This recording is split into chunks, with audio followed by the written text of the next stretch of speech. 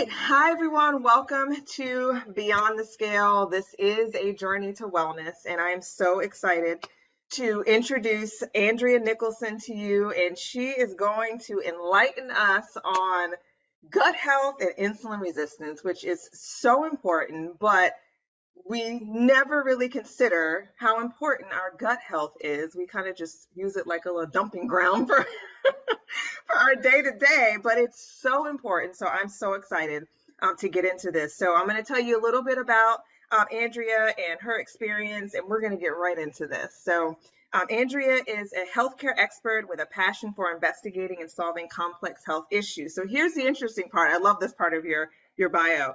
She began her journey as a crime scene investigator.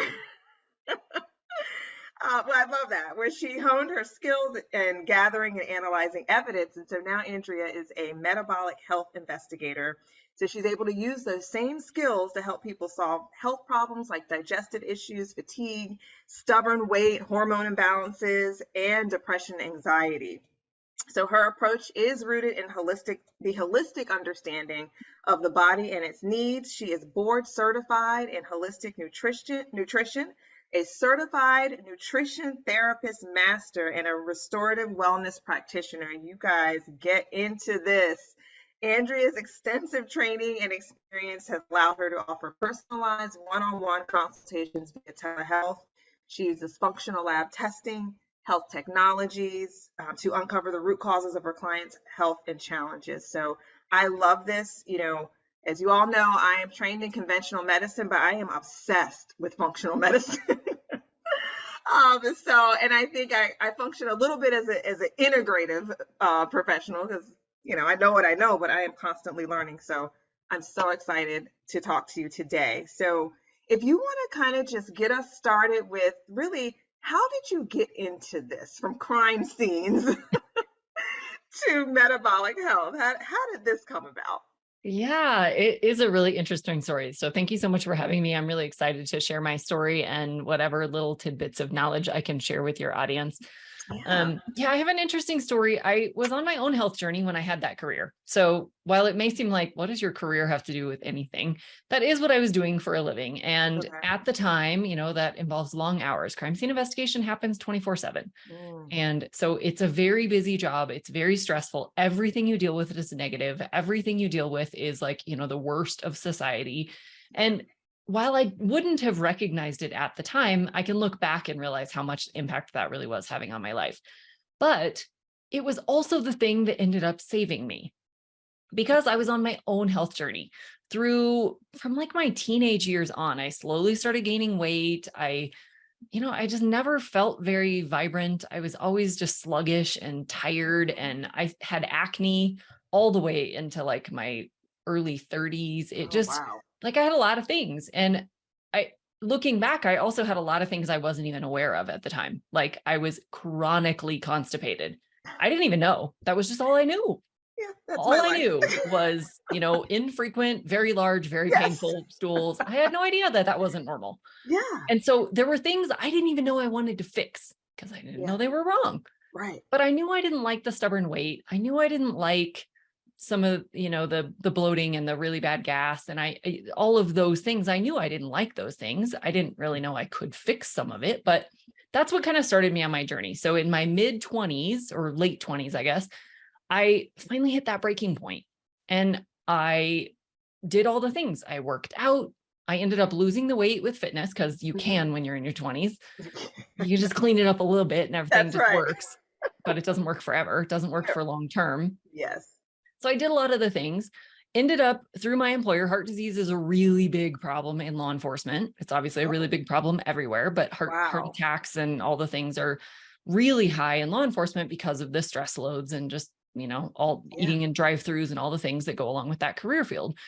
And so I had this opportunity to undergo this comprehensive panel, which is far more comprehensive than what you would see with your regular doctor, where Right. they did like carotid scans and they measured the thickness of the arteries. And I mean, just all these things, a high level lipid test that not only tells you, you know, the basic LDL, HDL, but also the particle sizes and particle numbers and like Wow. really in-depth stuff.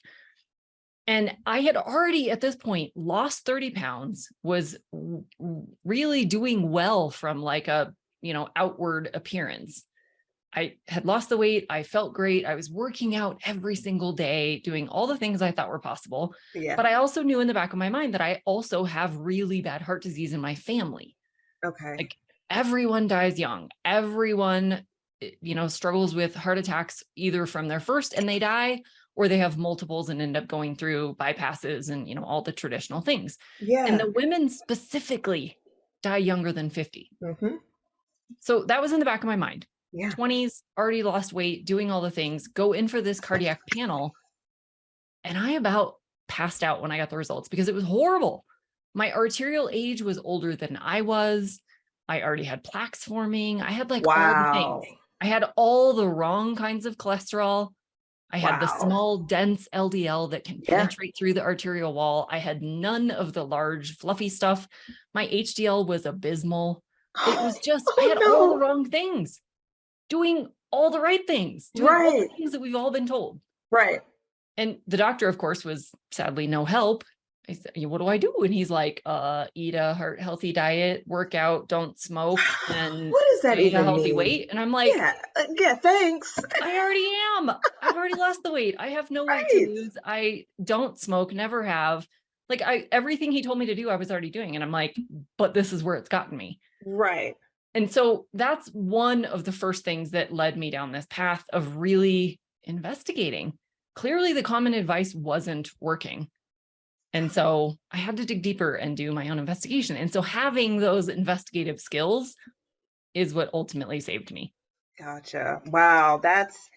Your story is so much like so many people, and the sad part is, to your point in that, oh, heart healthy diet, exercise, eat healthy, eat healthy. What the heck does that even mean, first of all? If I took 10 people and said, what does eat healthy mean? You'd get 10 different versions. But, that's all we're really equipped with. And I can speak from a advanced practice nursing perspective and my medicine colleagues, that's literally what we're equipped with. And unless you want a whole bunch of pills, that's all you get. Yeah. So, and a lot of what you are describing is lifestyle, but a lot of that is nurture versus nature. And we have to kind of mitigate what we can. And so for you, at the end of the day, what was the thing for you that was leading to these labs that wasn't really matching up with your lifestyle? I was really surprised. I ultimately, because the doctor was no help and I had no idea what I was doing, I did what I could. So I doubled down on my workouts and I transitioned to vegetarian and I, went super low fat and I just tried to be logical based on the information I had found, which conventional wisdom is low fat, low calorie, exercise more, all those things. I went back a year later. My results were worse. Ooh. Worse. Now my arterial age was 11 years older than I was. It was 4 years older the previous time, the first time I did the test.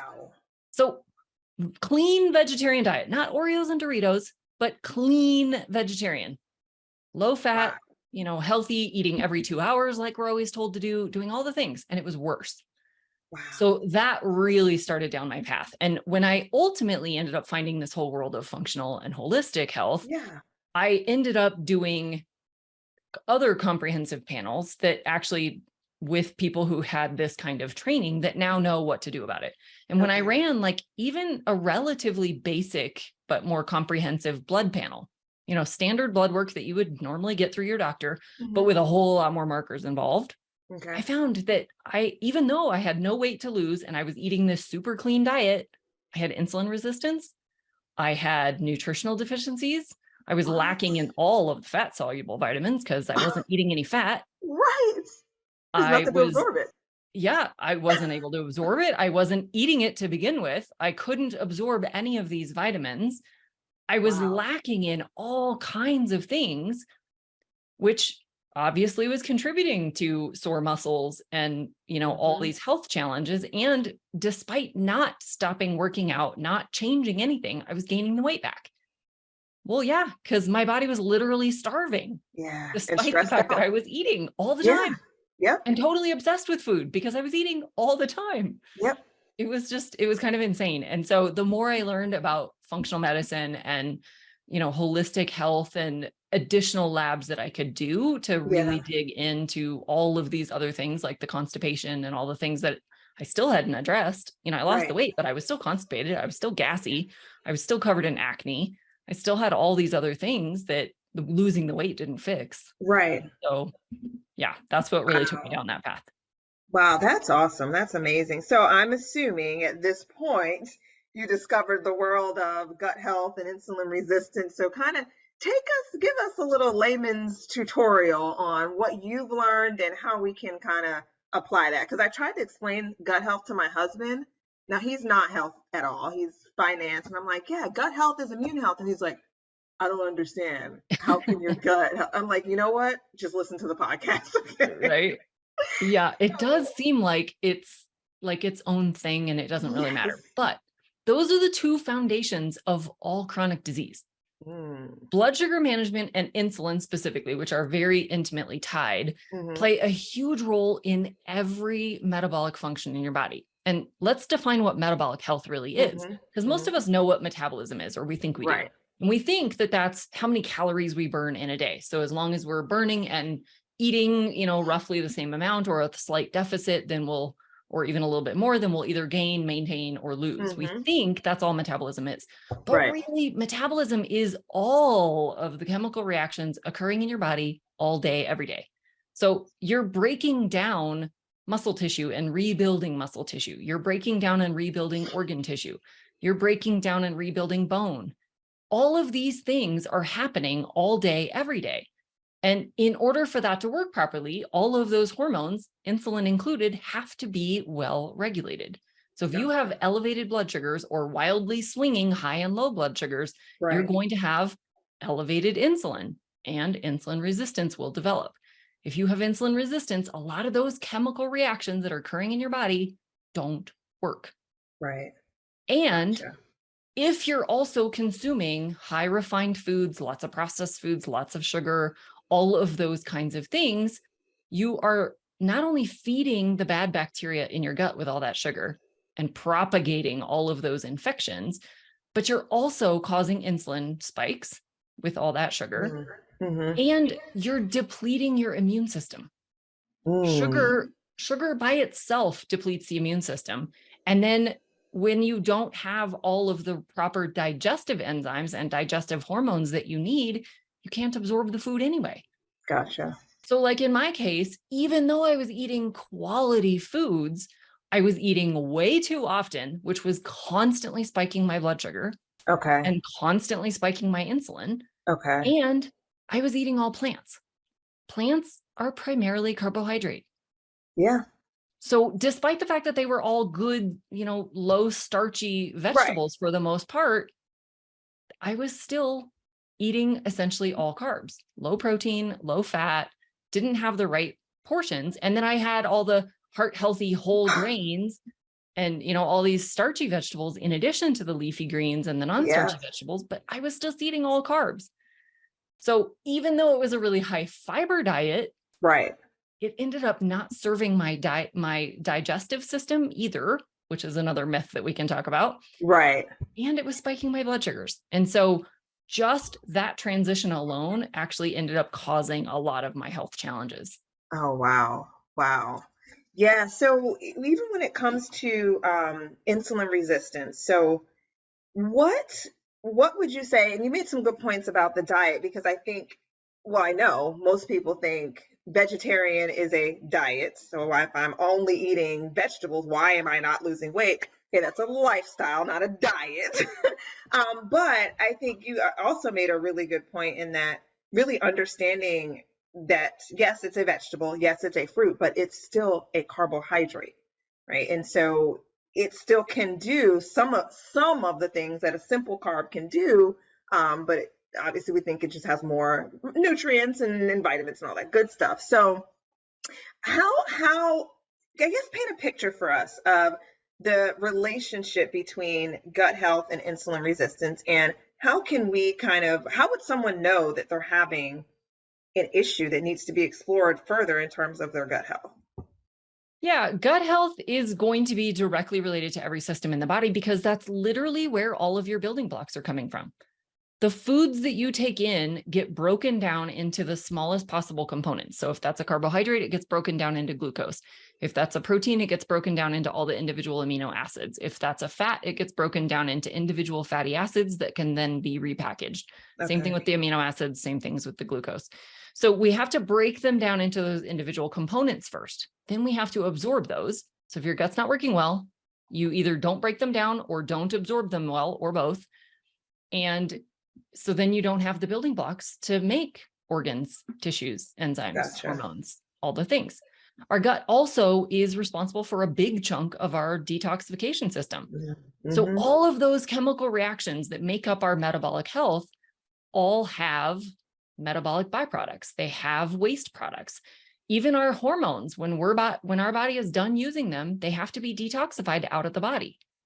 If your gut isn't working properly and isn't properly detoxifying all of those things, even the natural things that your body's producing, they accumulate and they can cause Gotcha. hormone imbalances and they can cause all kinds of nutrient deficiencies and they can propagate the wrong microbes and all the things. So our gut is not only the site of all of these building blocks coming in, provided we're actually eating good foods. If we're eating Right. nothing but artificial diet foods and chemical filled, junk foods, then we're not getting the building blocks anyway. Right. But if we're eating a good quality diet, but we're not breaking down and absorbing those nutrients, they're not being used.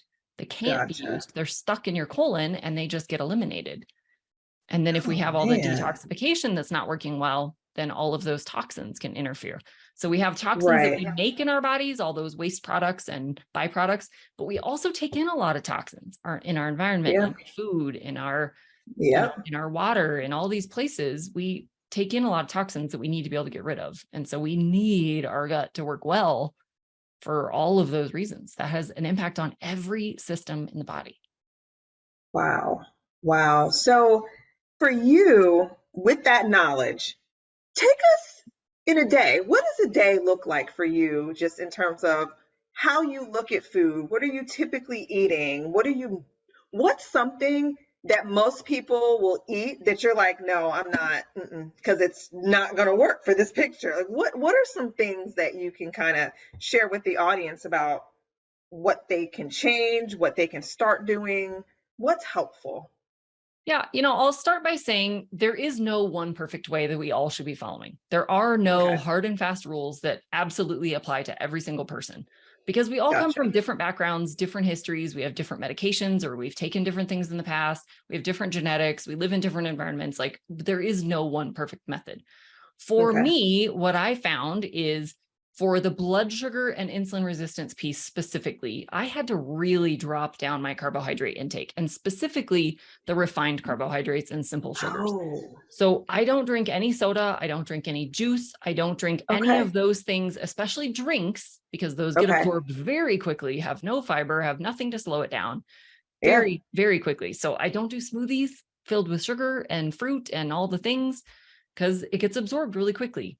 Now, Okay. there's a way to do a protein shake that doesn't Yeah. necessarily do that. I just happen to eat my food. I like to eat it. I don't like to drink it. Same here. Same So here. there's nothing wrong with a protein shake. It just isn't my thing. But Yeah. I don't do any kind of fruit smoothies. I don't do juice. I don't do soda. I don't do any of those. And then Okay. from the foods I do eat, I don't really eat grains of any kind, not just gluten, but all the grains, Really? because they do get absorbed like sugar in a lot of cases. And a lot of them are filled with anti-nutrients that actually steal other vitamins and minerals from your body to be Oh, processed. wow. And so you can end up with like zinc deficiencies or, some of these things just because of the grains you're eating. So Okay. there's differing levels of sensitivities on that. Some people are very sensitive to those things and they'll end up with joint pains or headaches or, lots of things if they eat those sorts of foods. And that's Right. true with some beans and legumes as well. They also Okay. can have these anti-nutrients. And some people are very sensitive. Some people are not sensitive at all. So this is Okay. one of those ways where, everyone's different. Some people can get away with some grains. Some people can get away with a higher carbohydrate intake. Other people really can't. They're just kind of carbohydrate intolerant. Mm. And so that was a big one for me, was basically eliminating all grains. I don't eat a whole lot of the starchier vegetables or fruits anymore. Okay. I love fruit. I kind of miss it, only I don't miss it. I wore a continuous glucose monitor for a while, Did and you? it was so amazing, the data that I got out of that Oh, thing. I bet. I never even So thought to do many, that. so many of the foods that I used to eat every single day that we've all been told are amazingly healthy, Yeah. like oatmeal. Yeah. No, it's a humongous blood sugar bomb. Humongous. You've got the oats that are basically a simple sugar, Yeah. especially if you're doing Yeah. instant or any kind of refined Yeah. oat. They're pretty simple sugars, but even like the steel cut doesn't take that much to break them down. And then you look at all the things that we typically add to oatmeal. You add more fruit, you add more Yeah. sugar, you add Yep. brown sugar, you add maple syrup, you add, like, and then you pour some milk over it. And it's like, it can easily be hundreds of grams of carbohydrate in one meal. Wow. That's also typically pretty low protein and relatively low fat, unless you're intentionally adding something Right. to it. Most Right. people don't. Most people add No. fruit, milk, and sugar Yeah. To and off sweeten they it go. up. Yep. Right. Which is true of pretty much all cereals. Mm-hmm. They're all just carbohydrate, sugar bombs that don't give you any protein or fat to get you through the day. They do give you fiber, but fiber is one of those that I personally don't find to really help that many people. I think Okay. that's one of those, again, everyone's got their limit. Some people do seem to need a higher level of fiber, and other people do well. I mean, look at the carnivore community nowadays. They don't eat any. They eat nothing Yeah. but meat. Yeah. Nothing but meat. Zero fiber, zero carbohydrate, and they're doing just fine. Yeah. So, Yeah. I think there's a wide variety of things here, but those were the big movers for me, is eliminating Okay. kind of all of those simple carbohydrates, and then also eating less often. The eating every 2 to 3 hours was Okay. 100% contributing to blood sugar and insulin issues. And Okay. hunger. I was hungry Okay. all the time, and I was obsessed with food, always thinking about my next meal, my next snack, my next thing. I was obsessed. And Wow. now I don't even think about it. I'm like, oh, it's 3 o'clock. I haven't eaten anything all day. Doesn't even feel. Right. So makes a big difference. Wow. Yeah, that does make a huge difference. How how would someone know that, hmm, maybe I need to look into this? Like what symptoms or what would you kind of look for? Yeah, when it comes to the insulin resistance piece, this is one that I think a lot of people are truly just completely unaware of. And that's because Yeah, for the most I part, there agree. are no symptoms. Okay. If you're walking around with elevated blood sugar, you wouldn't know it. There's no, True. like, you wouldn't have heart palpitations. You wouldn't be hot. Like, you would have Yeah. nothing overt about you that would tell you, my blood sugar is pretty high right now. The only way Right. you would know is by testing. Now, you can Gotcha. pick up on long-term blood sugar elevations, because a lot of times that will cause weight gain, Right. diabetes, some of the Right. bigger things, but not Right. always. I was at my ideal weight and I had insulin resistance. I was working out like crazy. I had insulin resistance. So you can't necessarily look at body type and think, oh, I'm Okay. good. I don't have any weight to lose. I Okay. don't have blood sugar problems. A lot of times it contributes to obesity and weight gain, but not always. Yeah. So really the Okay. only way to know if you have blood sugar and insulin resistance issues is testing. Gotcha. Okay. And my understanding has always been, by the time, they get to me in just conventional medicine, they already have diabetes. So my understanding has always been we've been down this road for a long time, and now you're starting to show these subtle symptoms. Oh, I have this cut on my toe that won't heal for 3 months. So, at that point, I'm guessing the damage is done in so many ways. So okay. Well, I have a quick case study for you. So I just kind of wanted to get your take because everything you're saying, I have one client in mind, and I'm going to make her listen to this one more time because I do think she has some gut issues. But okay, take a 46-year-old female. She's had 4 children. She leads a pretty, busy, I guess, stressful life. She complains of being bloated all the time, ruled out anything pathological. We have run every single test on her possible. We literally have her eating pretty much a vegan diet at this point. Um, Okay. Her cholesterol was through the roof. Her LDL was through the roof. And her insulin was okay. But I'm all in the back of my head, I'm thinking something else is going on here. This can't be as simple as Okay, because we told her to cut animal fat. That's what we kind of told her because of the cholesterol. But after listening to you, I'm like, I don't know if that was the right thing to do. So if she came to you with kind of those symptoms and that backstory, what would be kind of your process for that particular patient? Yeah, I would definitely want to review all of the labs that you had done and just Okay. see if there was something else that I see in that. My first thoughts are a lot of, our body makes a lot of our cholesterol. The vast majority of what we have in our body is being made by our liver. Very true. And so if it's high, there's probably a liver connection there. So a liver detox might help, figure out what's going on that's contributing to the liver overproducing. That Okay. can be somewhat related to diet. It can also just be familial. It can be genetic. You can have high cholesterol. It doesn't necessarily mean it's dangerous cholesterol. Gotcha. A coronary calcium scan is a great thing to do to see if there's any calcified plaque forming. If that's a really low score, then the current research is showing that maybe the high cholesterol doesn't matter as much. Is she also overweight? And that I was just about to add. Yeah, Okay. yeah, that's initially why she came to me. She wanted to lose some weight. And another mutual friend of ours I was treating, and she has had great success with just kind of your traditional. I did have to use a little medication for her, but just the, diet, kind of getting control of that, getting her more active. I mean, she's almost 60 pounds down. So this particular client really probably needs to lose about 30, maybe 20, 30 pounds. Okay. Can't move it. We cannot move the scale. And so I'm like, uh, And when she transitioned to the vegan diet, any changes either direction? no, Okay. no, No it's change at kind all of to just digestive issues, weight, energy, nothing. anything. Okay. Nope, So nope. that would tell me that it's probably not directly diet related. Mm. And you said her insulin was fine. Was that based on a fasting insulin or was that hemoglobin? Yeah. I A1C always run fasting. it fasting insulin when I do my Perfect. just typical labs, Good. but hers was fine. Okay. And I by don't fine, do you remember what it was? I was just trying to think. I don't even think it was in the higher level of normal. Okay. Her A1C was fine. Her Okay. glucose fasting was fine. Okay. Um, Good. yeah, Good. So it's entirely possible that it's a liver issue. So that could either be some kind of toxin that's accumulated or, something along that line. It could be fatty liver if she did have a history of blood sugar stuff that has now improved. okay, And maybe you're just not seeing that because it has improved. yeah, So definitely could be a liver situation. Could be a food sensitivity contributing to the digestive dysfunction hmm, and the bloating. So, a comprehensive stool test would probably be helpful in that to see if there's any bad bacteria. gotcha.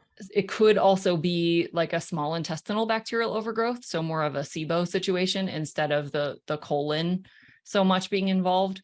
A lot of times that's what's contributing to the bloating. Gotcha. Yeah, there's a lot of things. So I would just start with a really comprehensive look at all of it from a functional lens. So maybe not so Okay. much from like the lab reference ranges, but get a Hmm. hold of, optimal ranges and just make sure everything's in line there. It might take some additional, workups to really look at liver stuff and digestive stuff. Gotcha. Um, but a lot of times that toxic piece, especially when it's liver involved, will really Yeah. prevent you from being able to lose weight because your body fat is protecting you from those toxins. Yeah. And so if you can't detox them, your body will surround them in fat to keep you safe from them. And it's a survival thing. It doesn't want you to release that fat then because those toxins will get released. So Right. unless you have a good way to then get rid of those toxins to make sure all those drainage pathways are open, it's actually protecting you with all that fat. Some of the ways our body protects us, I'm like, hey, we're good. I can get this. I can figure this out. Okay, well, listen, I'm going to just send her to you, and then she can figure this out.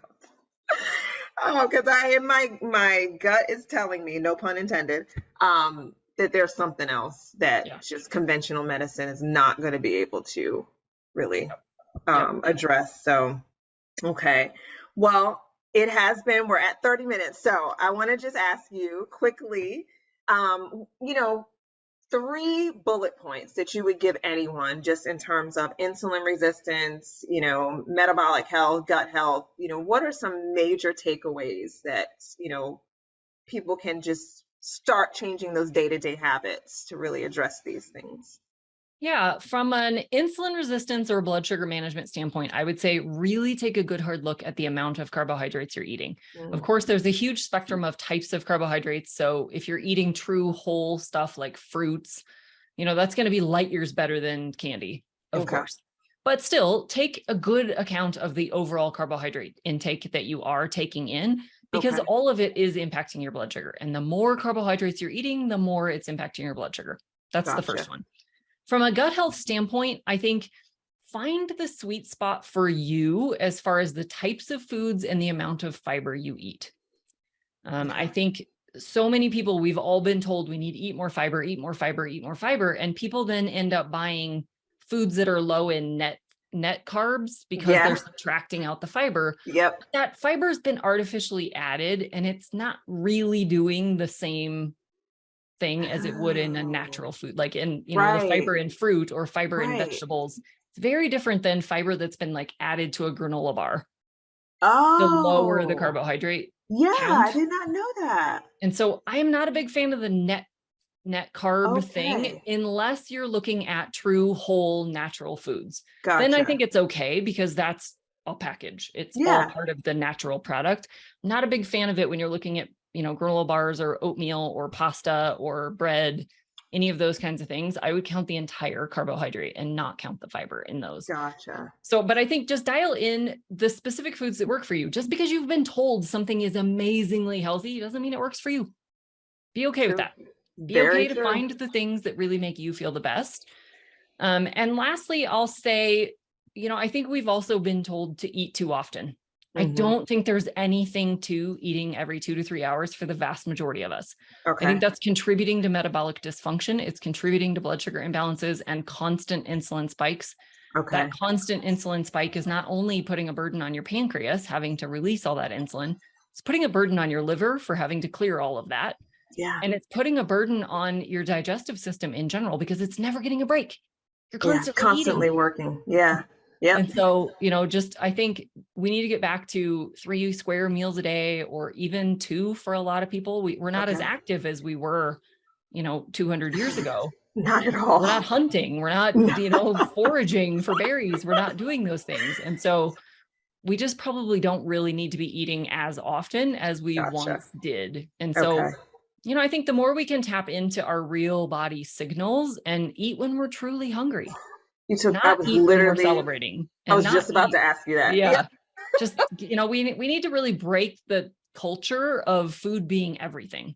Gotcha. Food is a celebration. Food is a consolation. Food is everything. And we really need to get away from that and find other things that we can do to celebrate, that we can do to console ourselves, that we can do for holidays and all the things. We just need to kind of break away from food being the center of our lives. That is my speech all the time. I mean, I literally probably say that to someone weekly. Use food for fuel, not for emotional support, celebrating, mourning, bored. And so would you say you would ascribe to a diet where you kind of listen to your body? When you're hungry, you eat. When you're not, you don't. Yeah. I think that's easier said than done for a lot of people because we've completely lost touch of what real hunger feels like. When I was eating every 2 to 3 hours, I would have told you I was legit hungry every 2 to 3 hours. Yeah. But I had trained myself to be hungry every 2 to 3 hours. That wasn't real hunger. I didn't need any more fuel after sitting at my desk for 2 hours. I really, truly did not. Yeah. And it took a little while to unwind that, to kind of be okay with feeling a little hungry for a while and retrained my entire system. And now if I feel hungry, I probably am. And I can tell what hunger feels like. Yeah. And I can also tell by the fact that I don't have cravings anymore. So that used to be a big thing where it's like, oh, I just really need something sweet to eat, or I need something crunchy, or I need something salty. That doesn't happen at all anymore now because I'm eating all real foods. I'm not eating processed junk foods. And so all of those cravings for the hyper palatable foods that we've all been sold is gone because I just don't eat those things. And I'm also eating less often, which means my hormone signals are actually working properly. Right. My body fat is telling my brain I have adequate stores. We don't need to eat anymore. Right. And my stomach, it's releasing ghrelin because it's empty, but ghrelin's short-lived. That's why hunger comes and goes And and comes and goes. If you you're just so ride it right. out, you won't be hungry. You're so Have some right. water, maybe have a pickle. A lot of times that's actually an electrolyte imbalance is why you Ooh, feel hungry. okay. It's actually electrolytes, especially if you've been drinking a lot of water and you're going to the bathroom Yeah. a lot, you're probably lacking in electrolytes. So try having like a pickle or some bone broth, something that's got Good those to good know. healthy salts in them. And a lot of times Yeah. that'll solve your hunger. Okay. Oh, I love that. I'm gonna go get some pickles tonight because I have been craving sweet like no one's business lately. Yep, that can be a mineral imbalance for sure. Yeah. Oh, I bet. Yeah. Can No, also I be would. an overgrowth of yeast or some other bad bacteria. They'll make you crave sugar because that's what they want. Okay. And so they'll Okay. send signals that make you think you want it. Gotcha. Okay, last question, seriously this time. Probiotics, prebiotics. For them, thumbs up, thumbs down. How do you feel? I think it depends on the case. I think a Okay. lot of people can benefit from both. Prebiotics are essentially healthy fibers that your Okay. microbes want to eat. So that can also come straight from your diet. If you're eating, an adequate amount of those whole good vegetables, you're probably getting plenty. But Okay. there are specific kinds that do come in some of the supplements that can be beneficial to feed the really good guys. And then probiotics can be beneficial if you're low in those beneficial bacteria. If you've taken rounds of antibiotics or you've been Mm, exposed to bleach or things like that that kill off microbes, even drinking tap water that has chlorine and fluorine in it, and those can kill off your microbes. So if you're low in okay. those beneficial microbes, probiotics can be helpful for building those back up. Okay. Some people find that they feel worse when they take them. And so Okay. it really just depends on your situation. There's also a bunch of different kinds of them on the market. Yeah. There's the ones we think about in yogurt, like Mm-hmm. lactobacillus, but Mm-hmm. there's also spore-based that survive the stomach acid a little bit better. So those can Okay. sometimes help repair the gut lining. And there's even some yeast-based Okay. probiotics that are really good for just kind of repairing the overall system and Gotcha. rebalancing those good to bad bacteria. And so there's a Okay. bunch of different kinds. The biggest thing is you really want to know you're getting your stuff from a reputable source. And that's true for any supplement. Okay. That, the vast majority of what we find in like the grocery store or the basic drugstore is Mhm. probably not what it's claiming to be. It probably hasn't been tested. The probiotics probably aren't even still alive. Oh Um, gosh. a lot of probiotics really need to be refrigerated. So you want to look at the product that you're looking at when Yeah. you're deciding to buy it. And if it says keep refrigerated, but you're seeing it on the middle of the store random shelf, it's No already go. dead. It's Okay. already dead. Don't even bother. So Gotcha. you may find better ones in the refrigerator, but if the one you're looking at doesn't say keep refrigerated, then that's one that doesn't need to be, and that's Okay. probably okay. Those are often the spore-based ones. Okay. So you just really want to know that you're getting a good brand, that it's been tested, that it actually has what it claims it has. It doesn't have more than it claims or less than it claims or something totally different or something totally innocuous like Right. sawdust. Okay. Sadly, it's been found. So Oh you my you God. just really want to know what you're getting with all That's supplements. crazy. Okay. No, that's awesome because I get asked that a lot and I have chronic constipation. So I am really trying to tap into a lot of this stuff because I'm sick of taking medications and Yeah, for sure. I'm over it. Yep. So, I well, highly recommend functional stool testing. It is okay. really important to know exactly Okay. what's going on in there. Oh, I know there's something going on because I've been Yep. dealing with this for like a decade. Okay. Yeah. So, how can viewers get in touch with you if they want to kind of explore this aspect of care? Yeah, my website is healthylifewithandrea.com. And from that page, you can schedule a free call with me and we can talk about your situation. So whether you've got overt digestive issues Mhm. or blood sugar issues that you know about, or you just know that something's not right and you can't find the answers, I'm happy to help. Gotcha. Love it. Love it. You guys got to get into this. This is good stuff that your primary care provider is not going to tell you.